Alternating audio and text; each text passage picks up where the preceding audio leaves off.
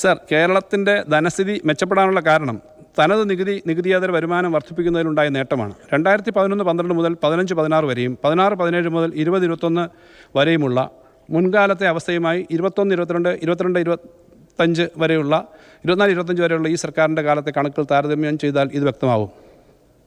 Sir, ഈ സർക്കാരിൻ്റെ കാലത്ത് 21-22 മുതൽ 24-25 വരെ വളർച്ച 15.8% ഉയർന്നു. ഇതുതന്നെയാണ് തനത് നികുതിയേതര വരുമാനം ഒരുമിച്ചെടുത്ത് നോക്കിയാലും കാണാനാവുക. സർ, ഈ സർക്കാരിൻ്റെ കാലത്താവട്ടെ നികുതിയേതര വരുമാന വളർച്ച 17.4% ഉയർന്നു. ഈ ഘട്ടത്തിൽ നികുതിദായകരെയും ഉദ്യോഗസ്ഥരെയും അകമഴിഞ്ഞ് അഭിനന്ദിക്കുന്നു. സർ, കേന്ദ്രത്തിൽ നിന്നുള്ള നികുതി വിഹിതത്തിലും ഗ്രാൻറ്റുകളിലും വലിയ തിരിച്ചടി ഉണ്ടായിട്ടും ഈ സർക്കാരിൻ്റെ കാലത്ത് റവന്യൂ കമ്മിയും ധനക്കമ്മിയും കടഭാരവും കുറയ്ക്കാൻ കഴിഞ്ഞു. 21-22 2.2% ആയിരുന്നു റവന്യൂ കമ്മി. 23-24 അത് 1.58% കുറഞ്ഞു. ഇതേ കാലയളവിൽ ധനക്കമ്മി 4.04% നിന്നും 2.9% കുറഞ്ഞു.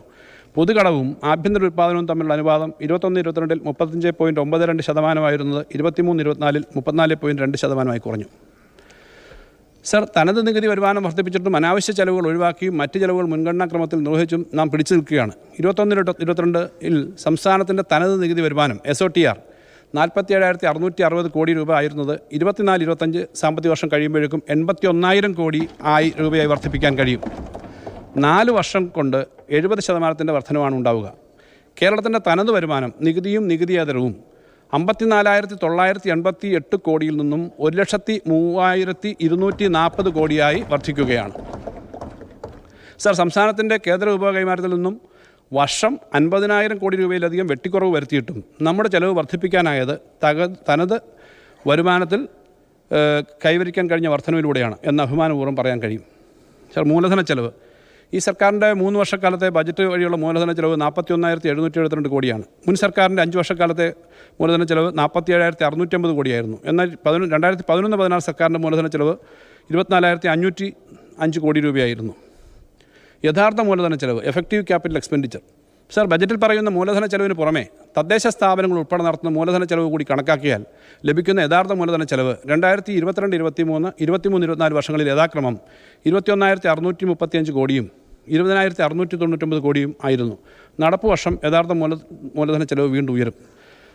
സർ, ധനക്കമ്മിയും റവന്യൂ കമ്മിയും കടഭാരവും നാം കുറച്ചത് വികസനക്ഷേമ ചെലവുകൾ വെട്ടിക്കുറച്ചുകൊണ്ടല്ല, സർക്കാരിൻ്റെ ചെലവുകളിൽ വലിയ വർധനമാണ് ഉണ്ടായത്. ധനസ്ഥിതിയിൽ ഭാവിയിൽ മെച്ചപ്പെടും എന്ന് പറയുന്നൊരു കാരണം മുൻകാല ബാധ്യതകൾ വലിയ തോതിൽ കൊടുത്തു തീർക്കാൻ കഴിഞ്ഞു എന്നുള്ളതാണ്.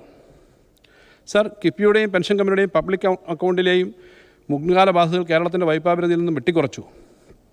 അത് ഇത്തരം കാര്യങ്ങൾ ചെയ്തിട്ട് ഈ മാറ്റം വികസനോന്മുഖ പദ്ധതികൾ ഏറ്റെടുക്കാൻ ഈ ബുദ്ധിമുട്ടുണ്ടാക്കി. ഇനിയുള്ള കാലത്ത് ആ കാര്യത്തിന് മാറ്റം വരുമെന്നാണ്.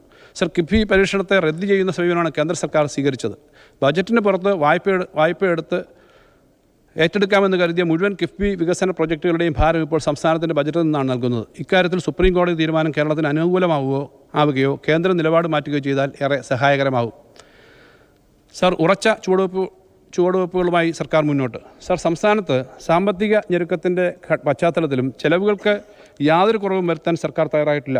കഴിഞ്ഞ 4 വർഷം എല്ലാ മേഖലകളിലേക്കും പണമെത്തിക്കാനും വികസനക്ഷേമ പ്രവർത്തനങ്ങൾ അനുസ്യൂതം മുന്നോട്ട് കൊണ്ടുപോകാനും സർക്കാരിന് കഴിഞ്ഞുവെന്ന് ഒരിക്കൽ കൂടി അഭിമാനപൂർവ്വം പറയട്ടെ.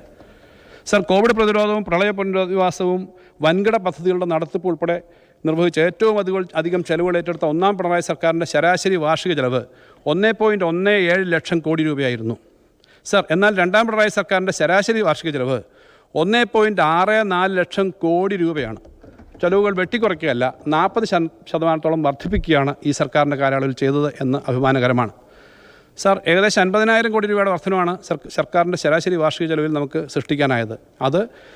അതിൻ്റെ ഉണർവ് നാടിൻ്റെ വിവിധ മേഖലകളിൽ ചെന്നെത്തിയിട്ടുണ്ട്.